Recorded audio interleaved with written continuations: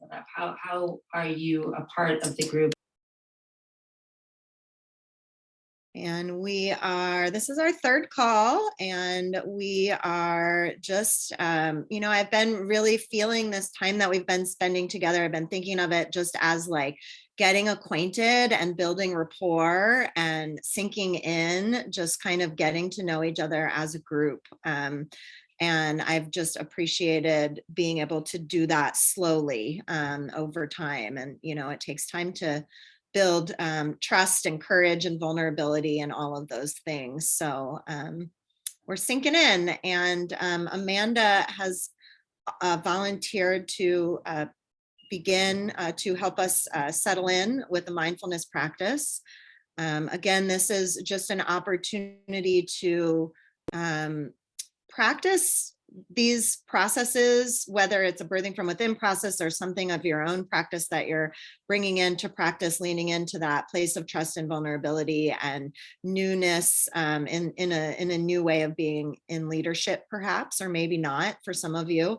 And when the stakes aren't very high, right? Because we're all here, learning together. There's no need to, perfection doesn't exist here, or really at all in my mind. And it's fine to make mistakes. And at some point, there's going to be like paying customers that you're going to be doing this with, like people that are showing up that are like expecting you to like know something about something and lead them through, right? Not trying to freak you out, but that's where you're going, right? So like Kuyuki and I's thought is like, okay, this is actually a compassionate opportunity to practice it when the stakes are really low, and to provide support for building your way towards eventually leading things like this for a group. So I'm going to hand it off to Amanda. Thanks so much, Christine. Can you guys hear me okay? Okay. So I'll start out with being a little vulnerable myself. Today has been one of those days. It's been a really long day, and I'm something that I do share openly about myself is that I'm in recovery. So I'm in a 12-step program, and one of the things that they say in recovery is when you're not doing well, to be of service. And so I did not want to volunteer for this, but since I was having a crappy day, I was like, well, I probably really should. So I volunteered, and this is something that's not, it's like on the cusp of mindfulness, but I'll throw it out there. If anyone has feedback, I can pivot. But one thing that I do in my recovery program is something I call 555. I didn't come up with it. It was passed along to me. And so this is a bit of a writing mindfulness exercise. So if everyone is cool with it, I'll encourage everyone to take a minute or two and write down 5 things you're grateful for, 5 things you give yourself credit for, and 5 things that you forgive yourself for. I'll write it in the chat if that works for everyone.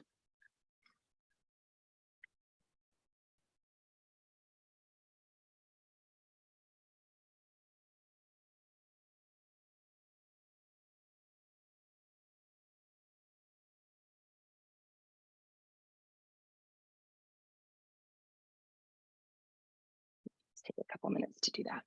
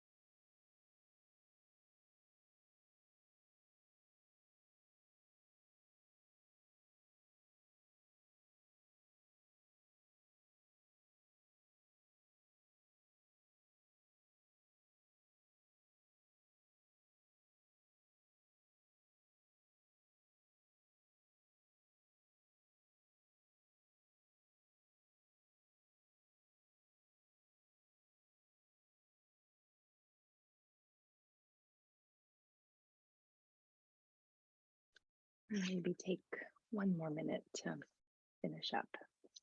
You're still writing.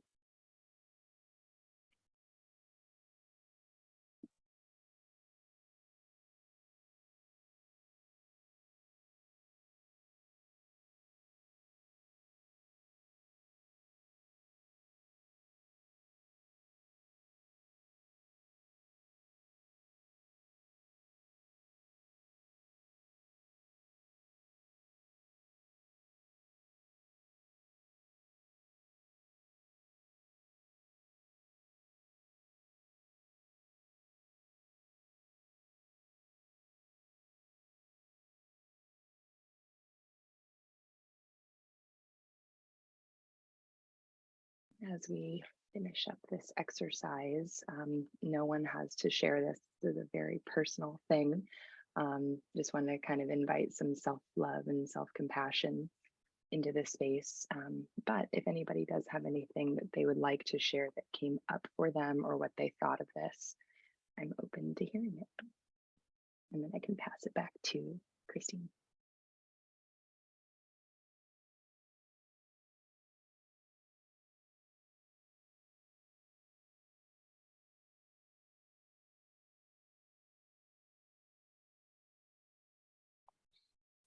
I thought I'd just add that as I was writing this, I found it very hard with the last one, with the forgiving part. And I think that's very in tune with the judge and the victim archetype, which we're doing today, because I know I was supposed to come up with 5 for this, but I was just so resistant to even forgiving myself, because these are some very core things that I have a lot of guilt about. And I'm like, no, but I can't let myself off of the hook, which is very interesting how unwilling I was to even put it down just for the sake of like the exercise. I mean, like putting it down on paper and doing that. So that was very interesting, because I think for me, it reinforced again whatever Christine's going to talk about, the judge and the victim archetype, because I have some familiarity with that concept from birthing from within. So it's just a very nice, I think, way for me to reinforce how strong they can be, both for our clients and obviously for ourselves. That it's just, yeah, there's so much resistance around that, for me at least. Thank you for sharing that. And I'm so glad that you saw a connection between what we're going to be talking about today. So that's pretty cool. Thanks.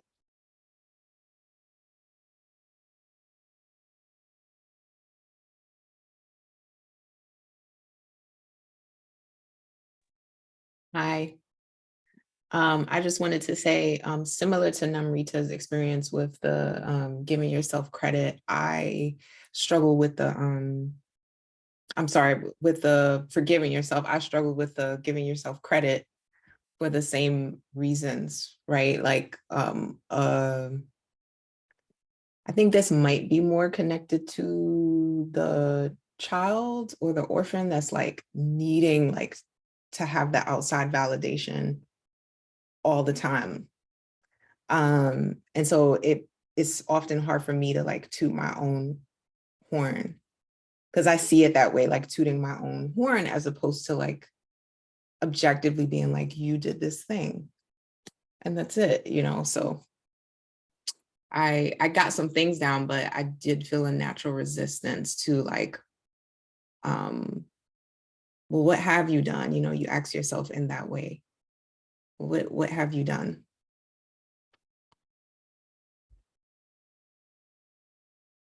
Yeah, thanks for sharing that. Well, I really appreciate it. And I can absolutely relate to what both of you said about the resistance. And I love that we are able to acknowledge it at least. So thank you.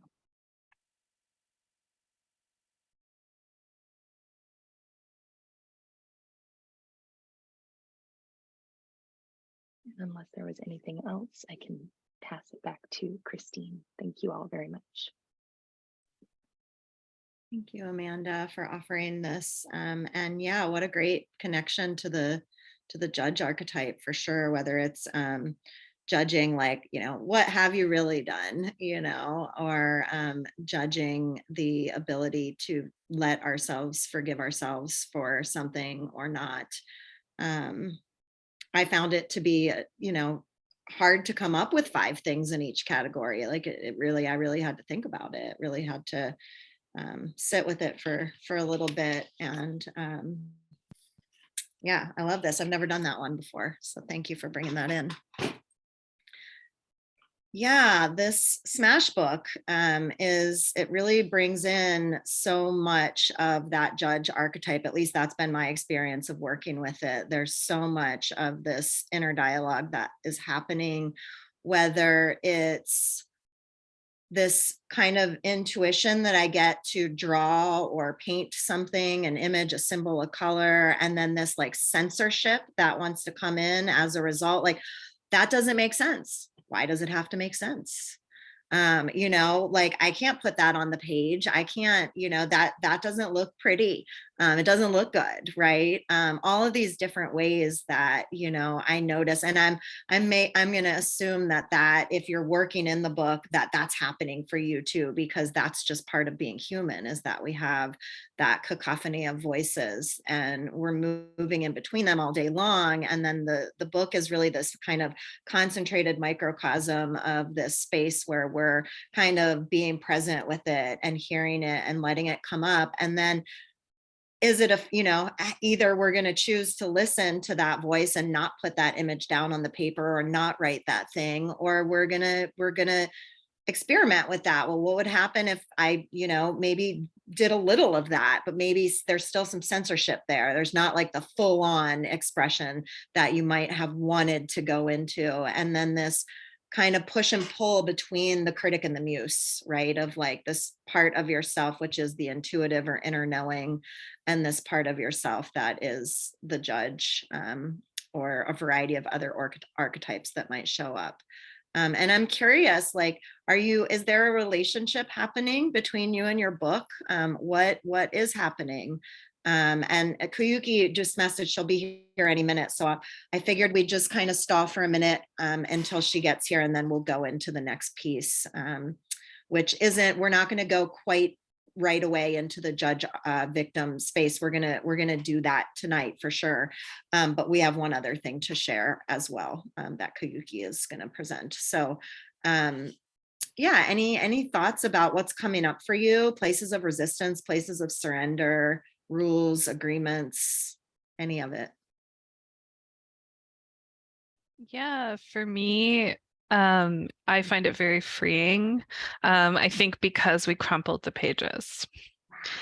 I think that really just, it's in a way already ruined. So it doesn't really matter what I do. Yeah, it's quite astonishing to me that it's been as helpful as it is. Because I am a perfectionist through and through. So yeah. Yeah, just breathe that liberation in, just even a little bit of it, a little inkling of that space in your body, in your mind, wherever that's showing up for you in your heart.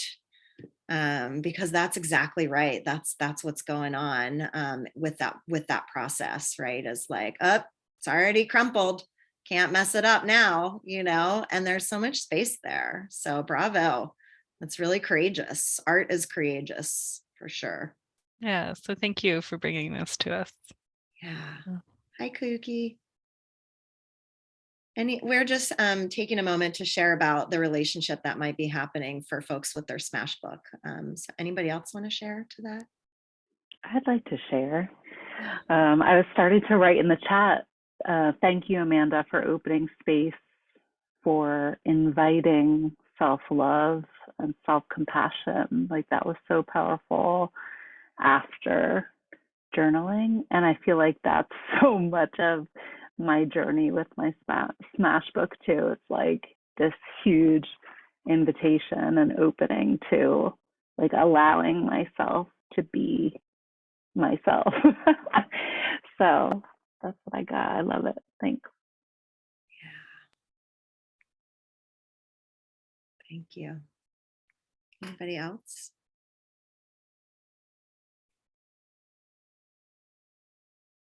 So I have like a little bit of a strange relationship to the Smash book because I'm coming face to face with the agreement that I have around art and creativity. And I'm a graphic designer by trade, and it's bringing up a lot of like, what is the purpose of this? Because essentially that's what graphic design is, right? Like it's art for business purposes. Yeah.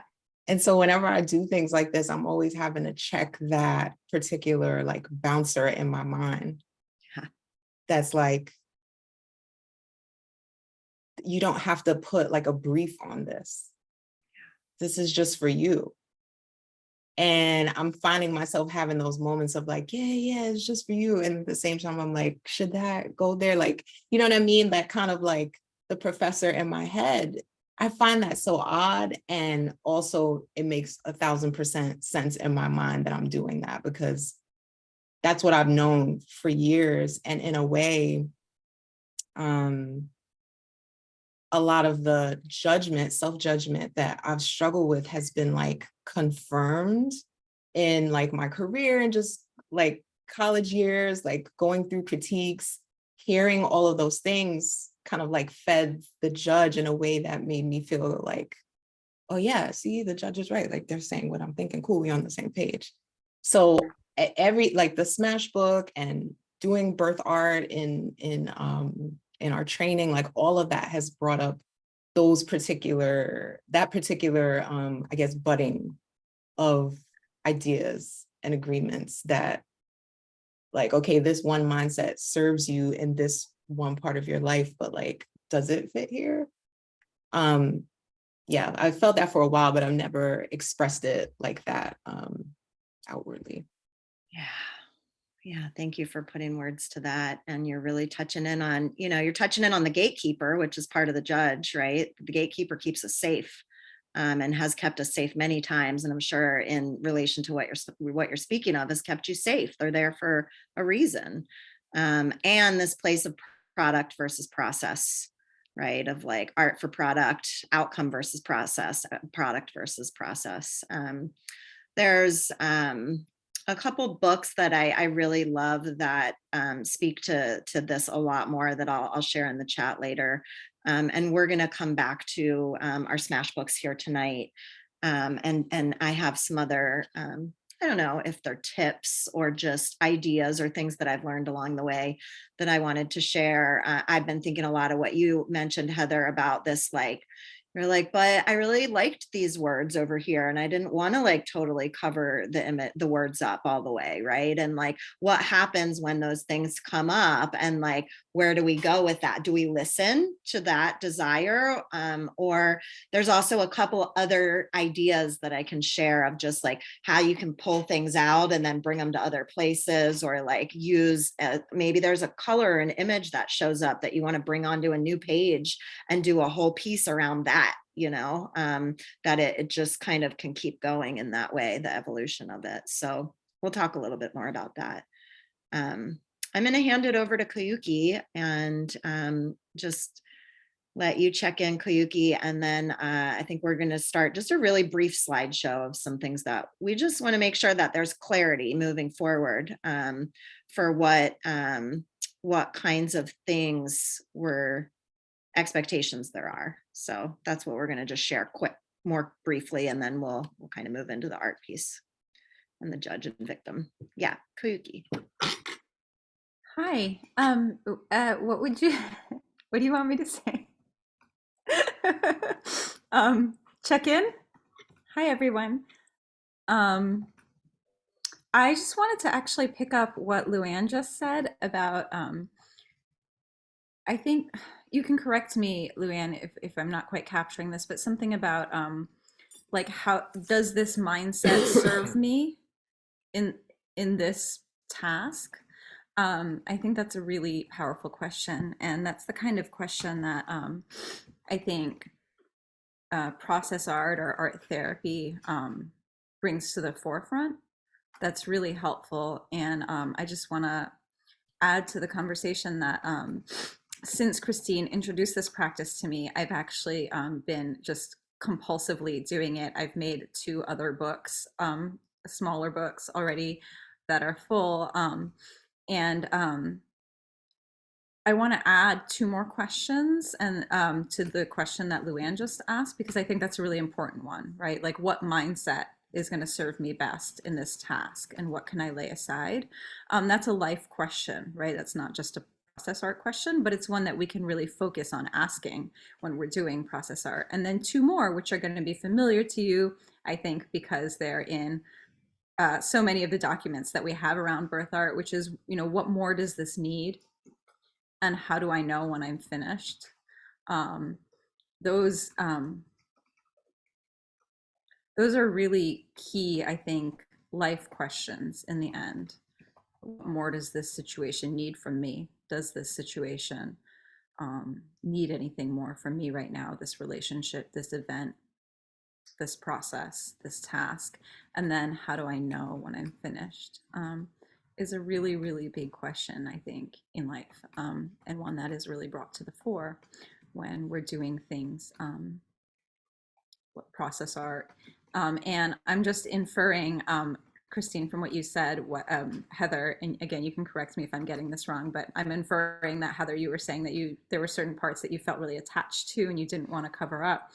I think another really valuable thing about process art, as opposed to art made on a deadline for a specific reason, is that there's not necessarily a have to, in the sense that if you don't want to cover those words up right now, you could just leave them uncovered with the knowledge that you may come back to it in a couple hours or a couple days or a couple weeks or a couple months and find those words to be the cringiest things you've ever written in your entire life, at which point perhaps you will cover them up because it's never finished. And I think, or it might be finished in this moment, right? You look at it and you say, this is how I'm feeling this in this moment. I know that I'm finished in this moment. And then later when you open that page, you say, this needs something more or something less.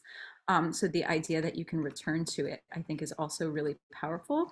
And it's something that is powerful in life because we're so used to thinking in terms of screwing up, like ruining a situation, ruining a relationship, ruining a decision-making process. And the idea that we can return to it and renegotiate it with ourselves and renegotiate it with the people around us, I think, is powerful and can bring a certain amount of release to our decision-making and our actions in relationships with each other and with ourselves. So that will be my version of check-in. And Christine, let's go to the slides. Christine just brought up the sense of the gatekeeper, and this is absolutely present in what Luann said and absolutely present in what Heather said, and I'm sure it's present in what other people said. Those are just the 2 things that I grasped onto as I hopped onto Zoom here. Both Luann's and Heather's observations about the journaling process are related to the judge, right? Related to what should and shouldn't be happening. And a lot of what we talked about in the first session, I don't know if you remember, I opened with asking about, how do you know that you're ready? And I think that's probably on a lot of your minds, in part as evidenced by the fact that we didn't have millions of people clamoring to do the mindfulness opening at the beginning, because perhaps there was something inside you saying, I'm not ready. So the question of how you know you're ready and what part of your mind is telling you that you're not ready is really alive for me and Christine, because part of our goal in this orientation process is helping you navigate the question of being ready, getting ready. And so I hope that you sort of keep that question in mind, the question of the judge and the gatekeeper and something telling you that you can't or oughtn't do something. That's really what Christine and I have in mind as we go through what is sort of relatively technical dry material here. So here we go. Next slide. Okay, so this is just to remind you, these things, I think, but this is the structure of your orientation. Christine and I have 4 goals in mind. One is to provide you with just general facilitation skills. Another is to help you move towards a sense of mastery of birthing from within ideas and also birthing from within processes, activities, maps, etc. One that's really important is the shifting of the mindset from working with parents to working with birth workers. Many things are similar, some things are very different. And then the fourth one is just having the skills to run events, both virtual events and in-person events, because it does take a little bit of logistical finesse, and just to sort of get you started in thinking about that. The process, as you know, we have calls twice a month for 6 months. We have a self-evaluation process that we'd like you to go through at 3 months, which is coming up already, and at 6 months at the end of the process. It's important that you begin observing facilitators leading, so you can start. Of course, you've seen it because you've gone through it as a trainee or a participant to one degree or another, but it's different observing it as someone who's going to be doing it yourself. So that's really a key part of your learning process. And then while you observe, there will be times that we ask you to do little bits of leading. So that's what's going on here, in case you had kind of lost sight of what we're doing. That's what's happening. Next. Okay, I'm not going to read this to you because it's a lot of bubbles. I want you to take just a moment to read this yourself. This is not just Christine's and my, but the other leadership members of our leadership. We sort of looked at these things together. These are things that we think that all facilitators should be moving towards being able to do. So just take a moment with this.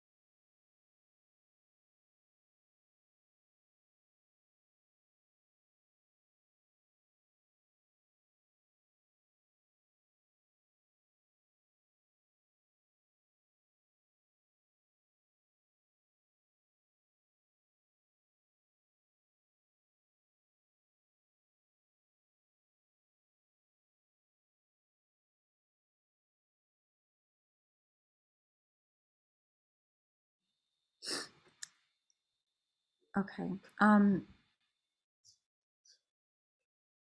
We're going to talk, the next thing I'm going to talk about, Christine, hold the slide, but the next thing we're going to talk about is ways that, things that you're going to do to help yourself achieve these things, and the types of support that we're going to provide to help you achieve these things. I just want to sort of take a moment, though, to point out that the first step is always jumping in. So if you're looking at any of these things and thinking, how do I start figuring this out for myself? The first answer is always going to be to give it a try. And see where you are. Christine talked in our first session about the importance of failure, because that's what shows you what you need. So we really encourage you to look at these achievements, I guess, in these bubbles, and think in terms of, how can I jump in to start doing that now? How am I doing this now? Just like your heart's question or your deepest question.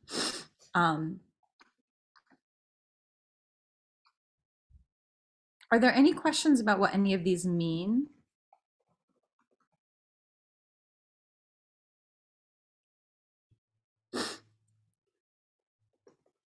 All of these things are, Christine, did you already say this? These are all on the, what the, There's a portion of the website that they can locate these items on. Is that correct? So you don't have to like memorize these or write them all down now. This slideshow will be added to the new facilitator area, which we put together, and I have the link to share with you before we end our call tonight. So there's an area with all the previous call recordings and documents that I've shared, and this will also be there. Great, yeah. So you don't have to memorize this. This is just to provide you with some thinking points and us with some talking points this evening. Is it okay if we move on to the next slide, everyone? Can I get like a thumbs up or a nod? Okay, great. All right, let's move on. So these are the things, thinking of the bubbles in the previous slide, these are the things that we are expecting and believing that you can and will be doing to achieve those things, which are reviewing the new facilitator space that Christine just pointed us to, practicing solution-focused dialogue and solution-focused questions, whatever that means with you, whether it's with clients or in writing or in your head or by reading books about it. There's lots of ways to go about this. Practice leading processes. Again, we believe that you'll be able to figure out how to do that, whether it's in your own practice or setting up special meetings, special calls with maybe former clients or friends. If there's any topic that you feel that you need more support on, I'm going to bet there's been a member call on it. Take a look at that, take a listen rather. Finish your certification if you haven't. Become familiar with our courses and programs. You can just go through our website, our new website, and take a look at what is all there. Have you read the whole website? Have you looked at the whole website recently? Take a good look. And attend a Crossing the Threshold as an observer, right, Christine? Is that what we're talking about here? Yeah. No, as a participant, if anybody hasn't, and then there will be opportunities to also, you'll each get to plug in to being an observer at some point further in.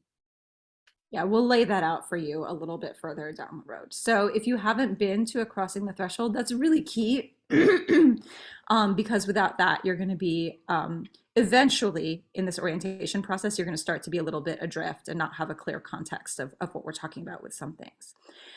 So those are things that that are available to you. And then available to you within yourself. And then things that are available to you from us are on the right-hand side here. We are always striving to make sure that you have plenty of examples of people leading these processes and opportunities for you to practice giving feedback, like looking at someone leading a process and thinking about how would you help this person? How would you guide this person? Do they need guidance? What would be most helpful to them? Questions like that. We will be giving you opportunities, as we just mentioned, to observe and to begin little slices of leading things yourself. And then finally, we have tons of resources, lots of process maps. You have full access to the Baj courses. And then, as I just said, we have the whole website for you to familiarize yourself with. And it's our absolute belief that these things will prepare you to do the bubbles on the previous slide. Any questions or thoughts, things that you need clarification on so far?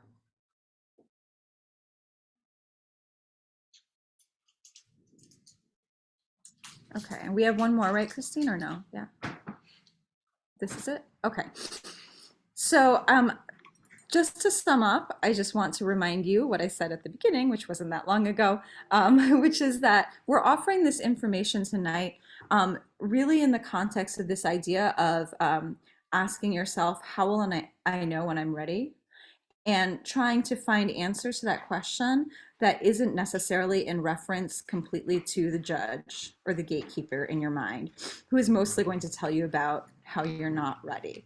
So those slides were a sort of very technical, very practical way on our part to help you start to answer those questions. And now we're going to go into a slightly less technical, slightly more intuitive way to explore those questions. Thanks, Kayuki. I just want to add one other piece to this part is that our timeline, as far as what we imagine the beginning more into the active participation of observing and leading is likely going to start after the 6 months of these calls are up. So, you know, there might be some of you that might go through this process of orientation and then decide at the other end, like, I don't know if I feel so called to do this anymore. And that's totally okay. You're going to get to make that choice for yourself, right? At that point. And then there's going to be a process where, you know, it'll have to be a little bit more formalized, where we'll have you sign like an interim facilitator contract or a facilitator in training contract. And that's when you would actually begin to start observing and then eventually leading. And the pieces that you lead for in training, you will be paid for. It's at a different rate than the certified facilitators or facilitators that have already gone through the training, but it will be paid. The observation pieces are going to be pieces that, you know, this is an independent contractor position with Birthing from Within. And in that way, we can't force anybody to do training, but observing is going to create opportunities to help you feel more confident to lead the things, right? So the observing positions aren't going to be things that you'll be paid for. There'll be opportunities that will be available to you that you can say yes or no to. They won't be mandatory. But again, it's just an opportunity for us to help prepare you in a deeper way to move into actually leading things. So I just wanted to make that clear. And part of, you know, like Kayuki said, this is like the drier part, but it just felt really important to have a lot of transparency because you are being evaluated at some point on like, you know, whether it's you evaluating whether you're ready or the relationship that we're having with how folks are showing up. And part of that is participating, not only in the calls, but in jumping into different opportunities to lead something or to do breakout room sessions and, you know, these kinds of things, because ultimately that's what you'll be doing as a facilitator is doing those things. So we just wanted to make sure there was plenty of transparency, plenty of understanding and clarity around like what the trajectory is, where we're moving towards. I just want to add one more thing, sorry. Yeah. But related to what Christine was saying, tying that back into the process art, birth art, art therapy sort of questions, when Christine was saying, you know, if at the end of the training you decide this isn't for you, right, that's about asking, how do I know when I'm finished? And there may be a point in time when you say, you know, I'm finished with this. And then part of the trying to understand how do I know when I'm ready, right, is the question, how do I know what more this needs, right? What more does this need right now that I can give it? So those are just examples of how those questions can plug in to everyone's practice in really practical ways. Thanks, Kayuki. So before we move on, just checking back in, any thoughts, questions, concerns at this point that you want to vocalize anyway? I just want to say, oops, sorry, can you guys hear me? Okay. I just want to say thank you for being so structured and clear and making those documents. I really appreciate it, and it helps me have maps. I always say I feel like I'm a pirate unless I have a map in a direction. I feel really like unmotivated or unwilling, and so this is really helpful for me, and I really appreciate all the intention and clarity on the journey. I feel good about it. Thank you. Thanks, Misty.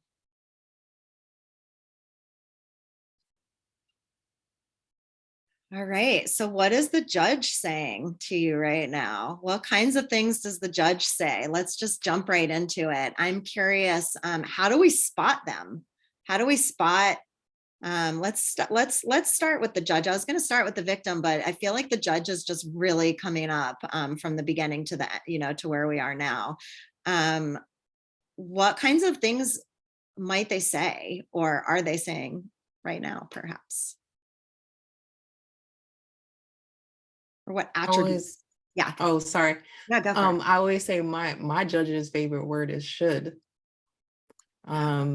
whether that's in the form of a question, like, should you be doing that? Or you should be, complete the sentence. And I often find myself using the word should in my judgy moments outwardly, like to my children or my husband. And I've become like more aware of like the language that I use that's sort of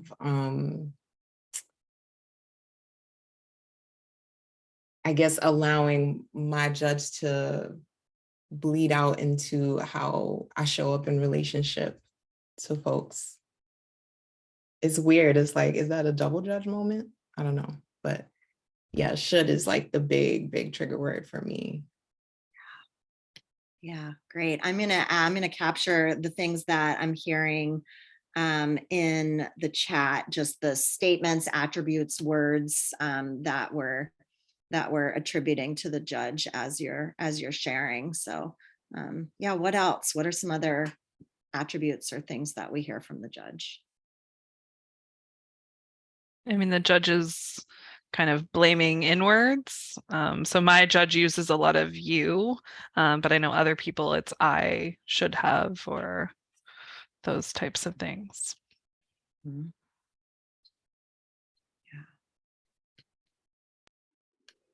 When I experience my judge, it feels very belittling. Like there's always this like tone of righteousness. Like it's always one up from what I've done or who I am.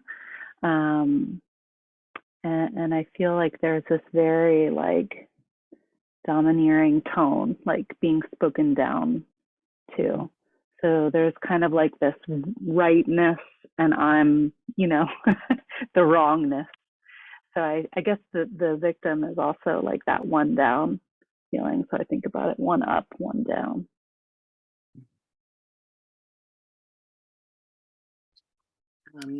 For me, the word enough comes up a lot when I start asking myself questions with, do I understand this enough? Or am I sure that I can do this birthing from within process enough? Also, when I start avoiding things, the judge is up and running. For me, I think the judge tends to exist to create barriers for myself, to stop me from moving forward on things or to attempt to do so. That's a big thing that always comes up for me is that kind of internalized blockage.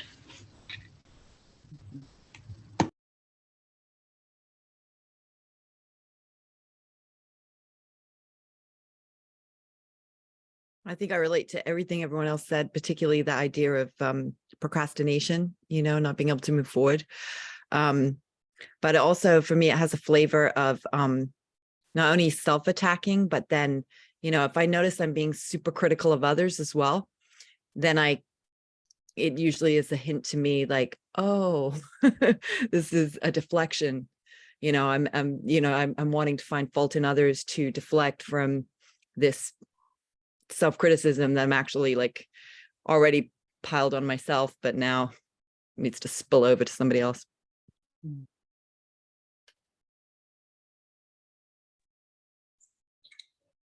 It's very interesting. I think first, thank you for doing this exercise because when I was hearing everyone, I said, oh, wow, there's just so many different ways the judge shows up, because for me, there's just one consistent way. And I think I just assume that's just how the judge is. So it's really, I think, refreshing to hear that. For me, the judge shows up a lot of in a can't, like you can't do this, can you do this, what if you can't, even when you were reading through the SFQs and I'm like, oh God, I don't think I can do it the way it's meant to be. So there's a lot of, I think, questioning of ability and all of that. But I really am grateful for hearing everyone, because it's just interesting how many different ways, again, from clients, for us, just how it shows up. So it's a big learning for me as well, hearing everyone's.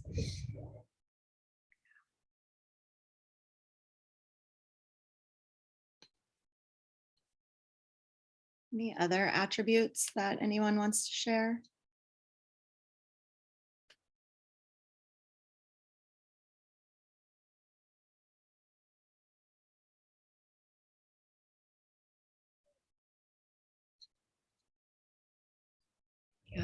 Yeah. Oh, I had one more.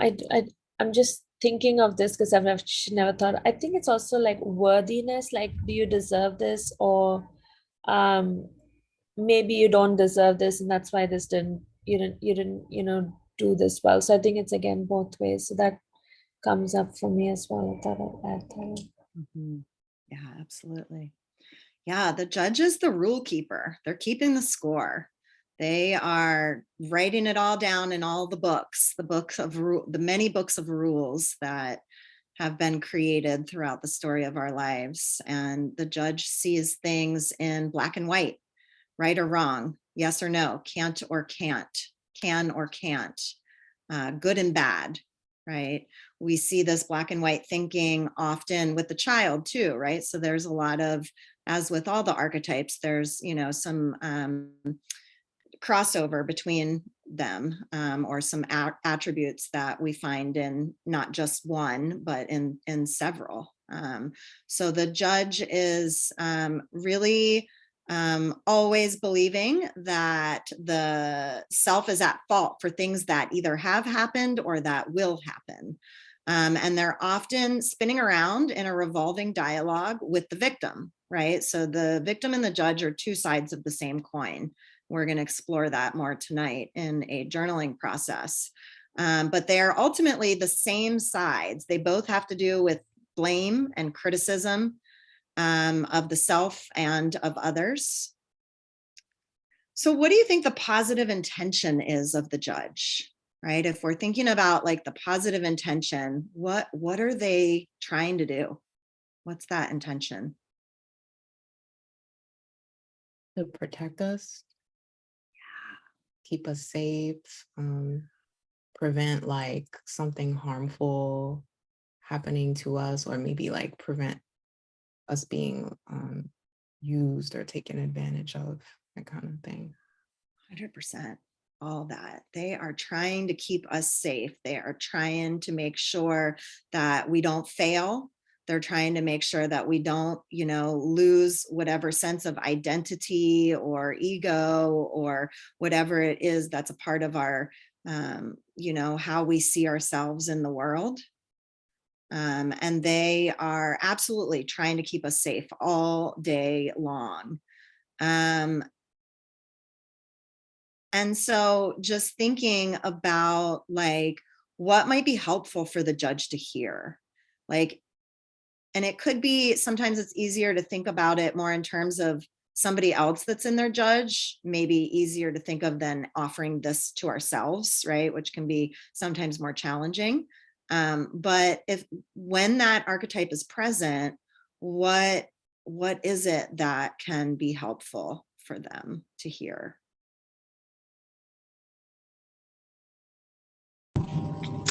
I tend to use phrases like "that was then, this is now," because it's trying to protect, often from something that has happened to you and you don't want to repeat, or that you've seen from other people. So I try to, that was then, this is now.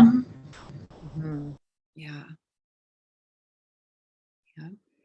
What else? I think of gratitude, like thanking them, like to acknowledge their positive intention. And there's something else, gratitude and empathy, because I feel like those are two things that when I'm feeling judged, they're lacking, right? So maybe that's what the judge needs, or the antidote. Yeah, absolutely. And specifically that, like, they want their positive intention acknowledged. Yeah, you're trying to keep me safe, right? You're trying to just make sure that I have a sense of belonging, of acceptance, that I'm loved, that I'm able to keep going, and be safe in this world, right? And there's been lots of times where our judges have done that for us, right? and everybody, that each of us have that inner gatekeeper, and they're there to help keep us safe. And there's been plenty of times where that's what they've done. And then there's plenty of times where they're trying to take over, right? And they might just need to hear, like, I got this. I know you're here to try to keep me safe. And I'm showing up now in this other place. Maybe it's with my love warrior. And I've got the wheel, right? That it's okay. You don't need to be responsible. You don't need to be in control in that way anymore. Right. But that piece of validation, of validating the positive intention, that's the nail on the head right there. And Finley, what you were really speaking to is that was then, this is now. That's like this element of like, the judge really likes to hear that you're always learning, right? That like, it's okay, I'm still learning, I'm still evolving, I'm still becoming, I'm still growing, right? That's like medicine for the judge, because they can still be right? Because that doesn't make them wrong. And the judge doesn't like to be wrong, right? That's what the judge doesn't like. And so whether we're thinking about that in terms of ourselves, or whether it's in terms of somebody that is in a class that we're teaching, whether it's a parent or another birth worker that's coming with real black and white thinking about what is or isn't, or right or wrong, if we don't acknowledge their perspective and offer that validation, right, that's just going to be coming up against a brick wall. We're not going to make any headway, right? And so there's this element of really needing to stop and pause in that place of validating the positive intention, right? And this kind of is that yes and territory that we do a lot of in birthing from within, because it's not our job to make anybody wrong. And so really thinking about, speaking to that archetype in a way that will validate them, and acknowledge that they have rules, right? We're not there to necessarily try to change that for somebody. But we do want to offer that seed of compassion and seed of empathy, an opportunity to expand beyond that black and white thinking, right? Which is that yes and, like, yes, that's right. And what else? What other possibility might exist, right? What about the victim? What are some attributes or qualities of the victim? Christine, before you move on, could I just ask you a question about the judge? Because I just want to be clear. So if this shows up in someone else, like a client or a birth worker you work, like, how could you give a couple of examples of how that would sound? Because I think where I'm feeling stuck is I know how it sounds in my head, but I don't know if I might necessarily be able to pick that up from someone else. So I think for me, what would be helpful is to hear maybe an example of how it would sound as someone is talking, like in a couple of sentences. And I guess, how do you specifically respond? I mean, I have a list of all the stuff like gratitude, validate, but how would it sort of sound without making it, I don't know, putting them on the spot, I guess, or like bringing too much attention to that. And am I also right in that from the list that everyone said, there seems to be two categories that people might say. One is, I should do it this way. I should not be teaching about pain, for example, or I should, talk about, so that's one. And then there's a self-criticism aspect where, what if I can't deliver, or what if I can't teach these classes, or I'm not a good doula, or something like that. Am I right in that that's the way the judge shows up? And so if that shows up, how does it sound? And also, how would you respond? Yeah.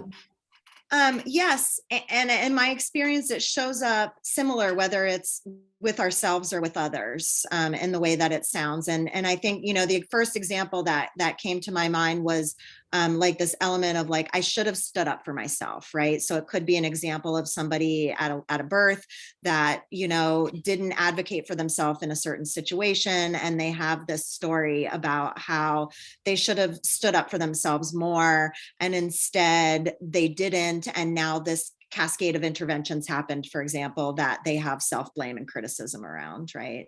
So that could be turned towards yourself. And in most cases, that's how it's really showing up. But then the judge showing up in criticism of others, in my experience, it sounds really similar. And I don't know if Kuyuki, you want to weigh in on that, if you have any other particular insight to share about that. But I feel like for me, it's really hard to differentiate how it might show up for myself or how it might be in outward towards others as far as what the statements they might be saying.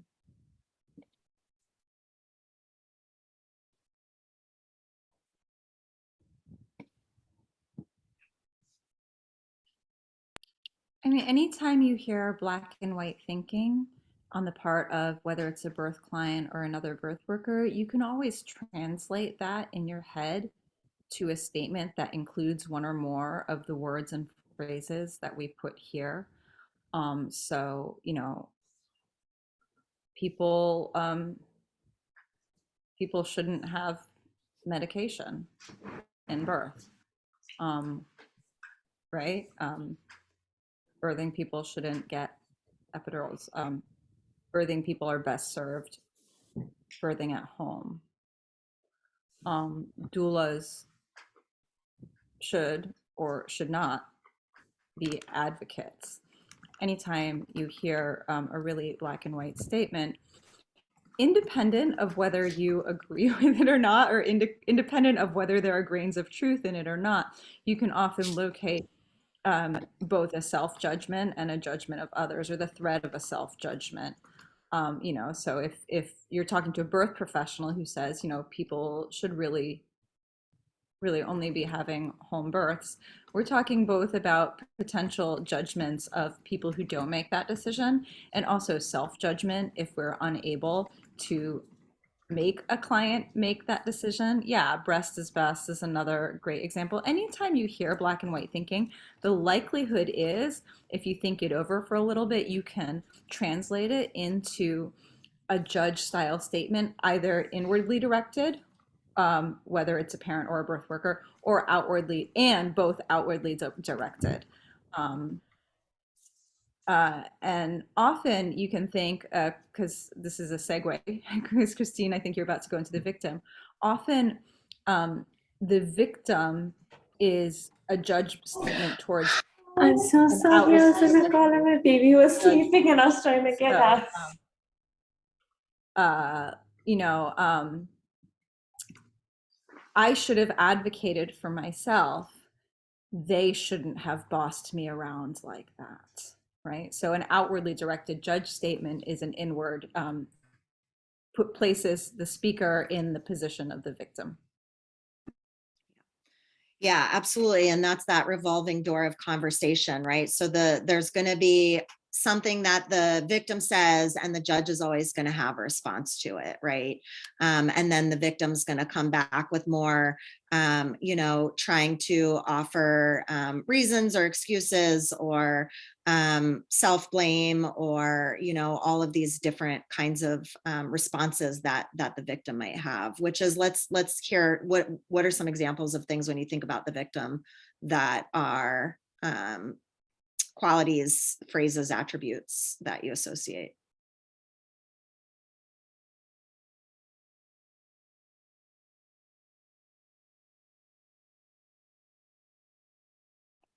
Feeling like being on the, if the judge is the one belittling, the victim is the one that's small, incapable, and blaming everybody else. Mm-hmm.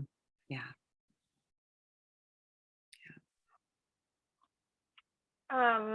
Oftentimes the victim for me is like, I don't have enough time or capacity to be successful in all the things that I'm wanting to do. And then, you know, my higher self is always saying one breath, one step, one breath, one step. That's how you do it. But also just jumping back, like as I'm listening to everyone on the judge and the victim, I've realized like how much the judge comes up a lot in like judging negatively,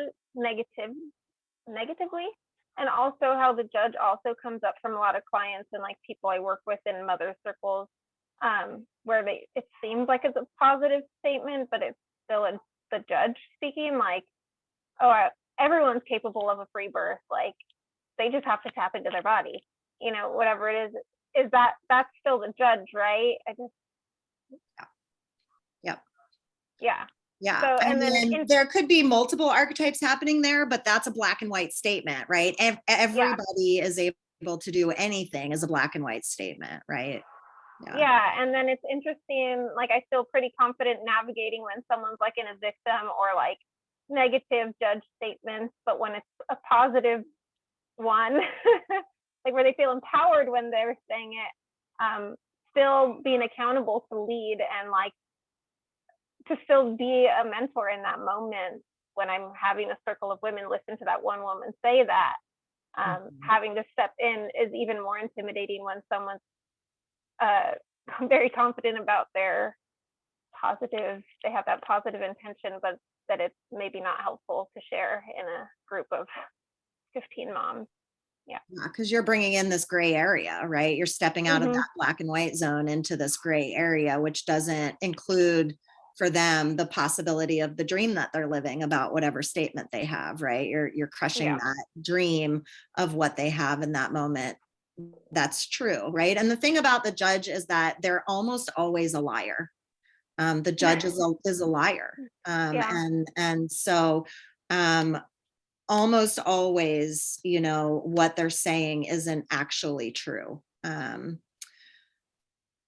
Yeah, so I wrote defensiveness for that piece that you were describing, Misty, because that was that piece of like, you were saying like they will kind of have a response of like, oh, well, I don't have enough time, I think was the example you used. I don't have enough time to do everything, right? So there's this like element of defensiveness that the victim carries, right? Where they're trying to like stick up for themselves in a way, but it's from a place of defensiveness, right? Not accountability, which is different. Totally. And I think like when I can recognize that victim, like when working with clients or just people, they can go down such a like ripple effect of like defense and judge and victim, like in, you know, and it, you know, obviously solution focused dialogue and stuff can help them come out of that, but it's like really strong. The judge and the victim are really strong. And one thing that came to mind when we're talking about the victim is a client I worked with who's also a friend who said she was in her first pregnancy and said, my voice often betrays me, like what my highest wants or like comfortability is. And like, that was really intimidating for me to have her as a client, knowing that she is a victim, you know, just she's has a hard time standing up for herself and she's aware of it and she continues to live that way. But also like really humbling in the space to step in and work in those areas and learn more as a mentor and watch like how people can open their minds to something a little bit outside of their norm of thinking, like, okay, let's think about that. Your voice often betrays you, and going from something so rich is like, it's big. It's a big untangling yarn ball.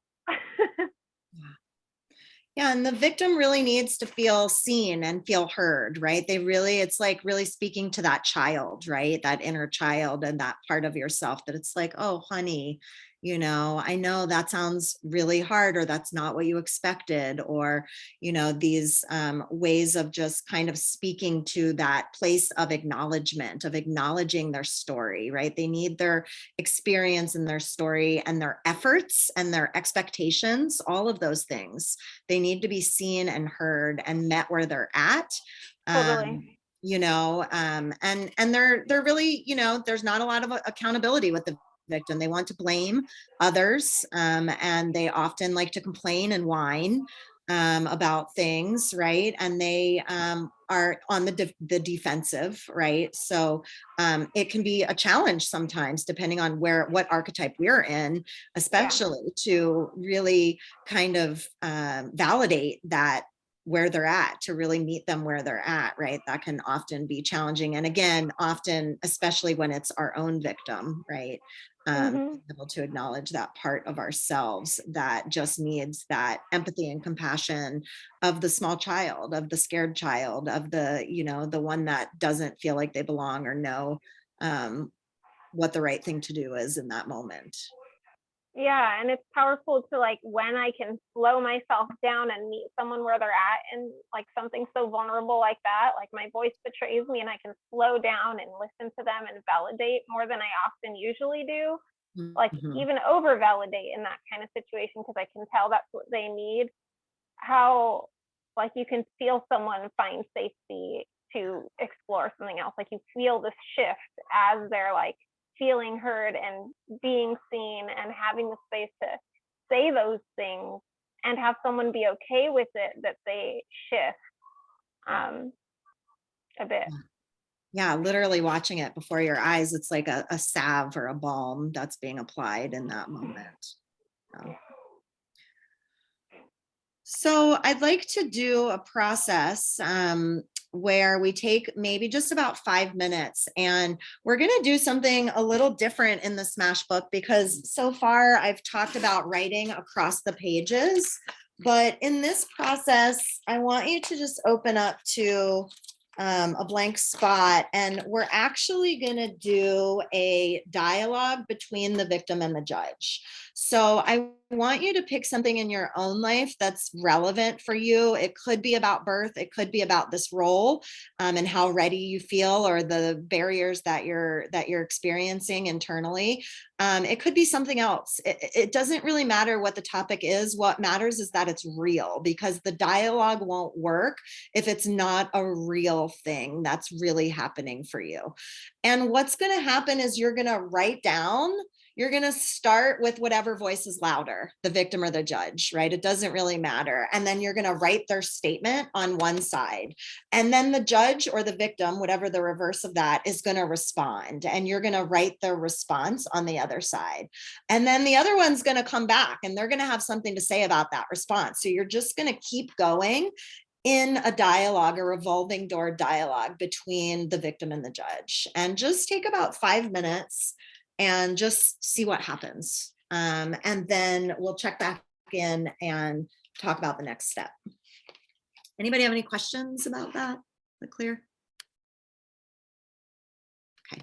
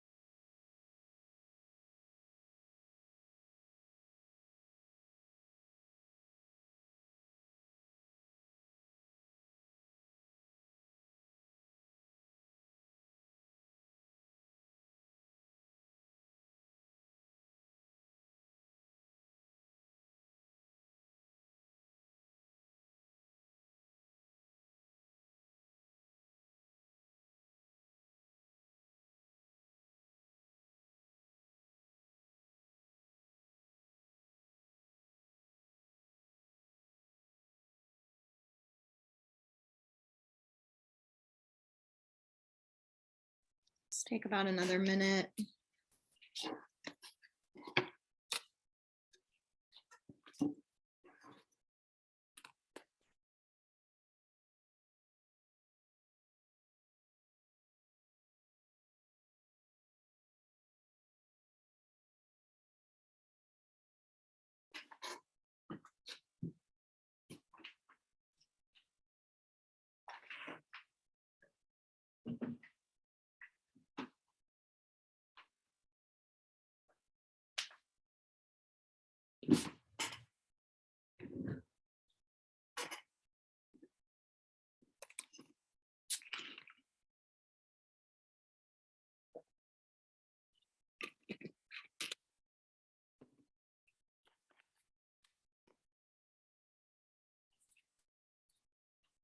This dialogue may not be complete.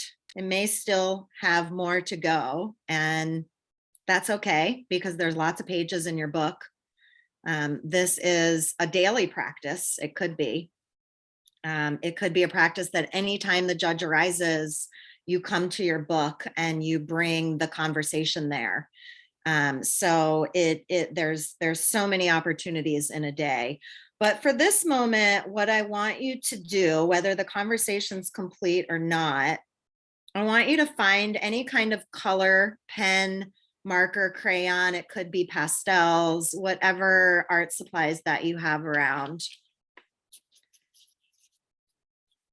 And almost as if it's a prayer, I want you to, in the opposite direction, so I'm going to write diagonally, and you can do it however you feel called to, but essentially just the prompt is to write it in an opposite direction as the other writing.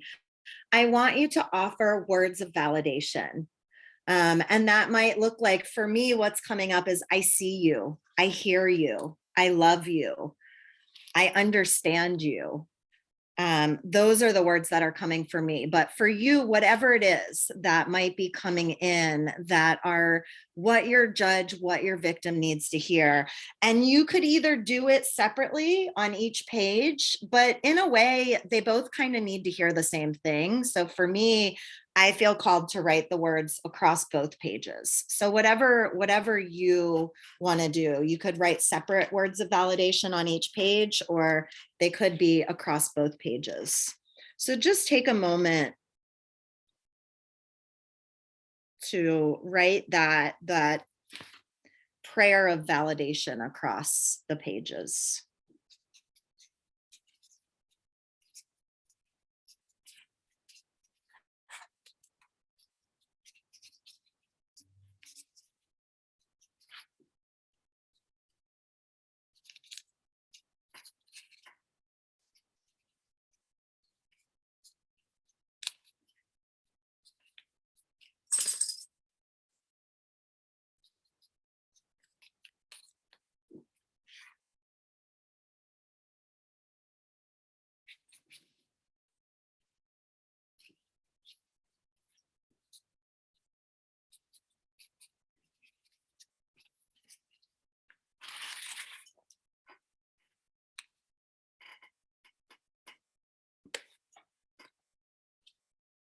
And just notice what's coming up in your body. Notice places of resistance, or tightening, or places of opening or loosening. And notice perhaps if there's one particular word of validation that felt stronger than any others, one that your judge or your victim really needed to hear.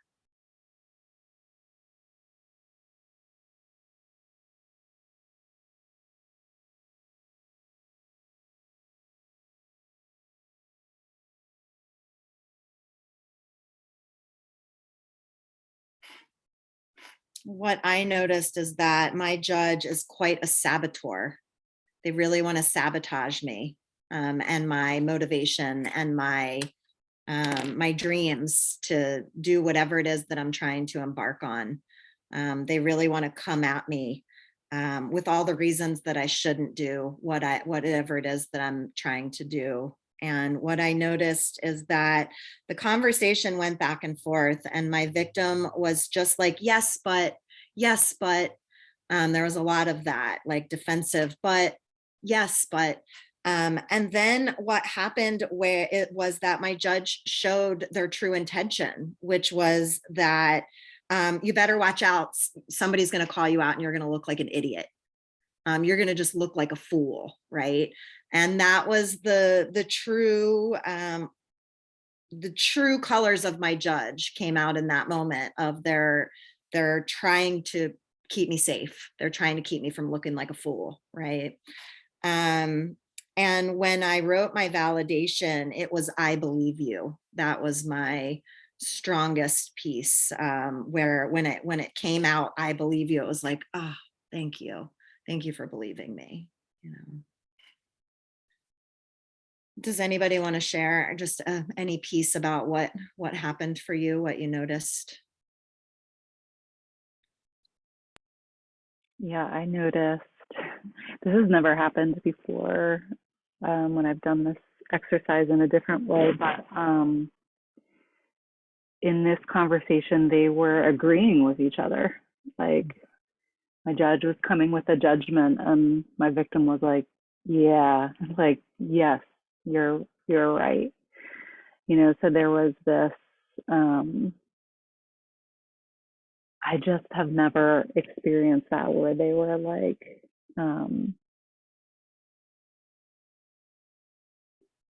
just agreeing. Like I've always had the justifying and arguing and defending or explaining, but this was just kind of like an acknowledgement of like how awful I am, you know. And when I got to the end, I think what uncovered the judge's positive intention was they were saying that I was probably going to do this same thing again. Like I just had a really hurtful situation. And they're like, yeah, you'll probably do that again. And I said, yes. Or the victim said, yes, I probably will. And the judge says, and you'll hurt yourself. And I said, yes. Or the victim said, yes. And I saw in that moment that the intention was to protect. And when I started writing the other way, I had this amazing experience as well where somebody had spoken validation into my life about this real situation, but here it came out like, I remember when this happened, you know, so I think that's very similar to being seen. But there's this experience I have of the judge of like questioning or the victim. I would keep saying I guess they're both part of me, but like questioning the victim's experience. And to, you know, have the validation of, you know, I remember it happening this way. I see you, I believe you. It feels very much like that. Yeah, thank you for sharing. This is powerful work, and it touches into deep places. And it's an opportunity to, you know, like I said, there's many opportunities for us to move into bringing the unconscious of the conversation between the victim of the judge into the conscious, right? Another way that you can do this is non-dominant, dominant hands. So you could use dominant hand for one voice and non-dominant for the other. So the next step is anchoring an image, and the invitation, it could look a lot of different ways. You could leave your writing and turn to a new page and do an entire victim and an entire judge on another page. You could go over your writing, one on each side, a victim or a judge. You could choose the louder voice and do all over the writing, all one or the other, and then do another on the other page, right? There's not a right or wrong way to do it. But creating an image, and perhaps even now as we're finishing up in the last few minutes, maybe there's an image that you already brought with you that you just want to like slap down just to like get it on there as some sort of next step momentum. Maybe it's something that you do with your home practice. The next step after that is another journaling where you can look at your image and then take it to another page and tell the story of that image in the way that says, I am the one who. I am the one who writes all of the rules. I am the one trying to keep you safe.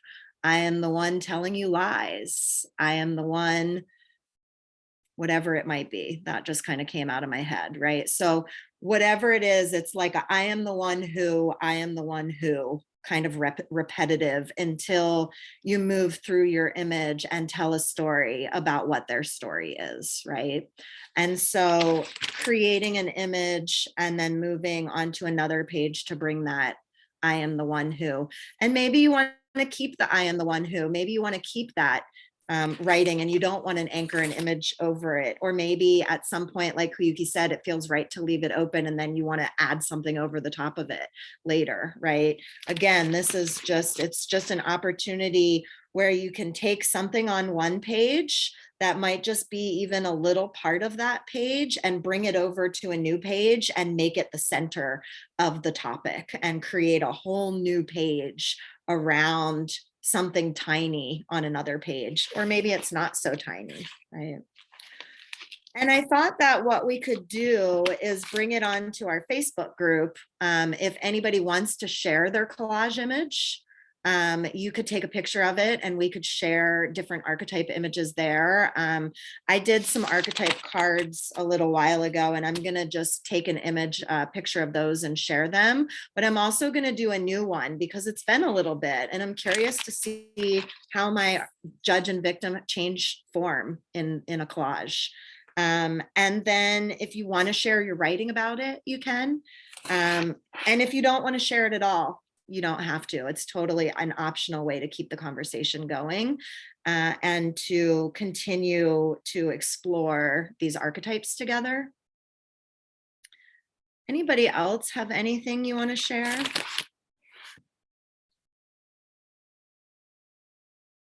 Something that was coming up for me when we were talking about the victim is, and like how the victim feels is, I don't know, I just kept thinking about like a child being afraid of what's in the closet or under the bed. And just being really anxious about that. Really, they just want somebody to come in and just hold their hand and walk them through it and be like, okay, let's look together. But sometimes the judge can come in as like the parent that's like frazzled and frustrated and they just want the kid to go to sleep. So they lack an empathy there. And I realized that my judge and victim, their relationship is similar to that analogy of like, sometimes the fear is imagined and sometimes it's actually very real. And I think a lot of us can relate to that as birth workers relating to our clients. Sometimes the fear really is like, no, that is a legitimate thing. I'm scared for you too. Don't say that to them, but you know, yeah, so I just wanted to offer that up because that it offers me a lot of food for thought in digging into this kind of like real or imagined thing that the victim is often feeling. Yeah, I love that analogy, Luann, and I 100% have experienced exactly what you're talking about, where the judge is just rough. They're not gentle, right? They're rough, and that victim is that child, right? They need that tenderness. They need someone to just tell them everything's going to be okay, right? And when we're thinking about our clients or other birth workers, it can be really enticing to want to offer somebody that kind of response, right? Where like, it's going to be okay. Don't worry. You know, we want to like give them that sense of confidence or ease their way. And yet we don't always know that it's going to be okay. Right. And so there's this element of how do we like hear them and then take it into some sort of like, that's where that one small step comes in, right? It's like, okay, yes, I hear you. And what's one small thing that we might do in this moment to move towards, what it is that you're hoping to feel inside, or, if it's not about changing the outcome, because we don't know if we can change an outcome, right? So when we think about that internally, we can't always tell ourselves realistically that everything's going to be okay. And what's one small thing that we might offer, that you might offer yourself in that moment as a way to keep going, as a way to move through.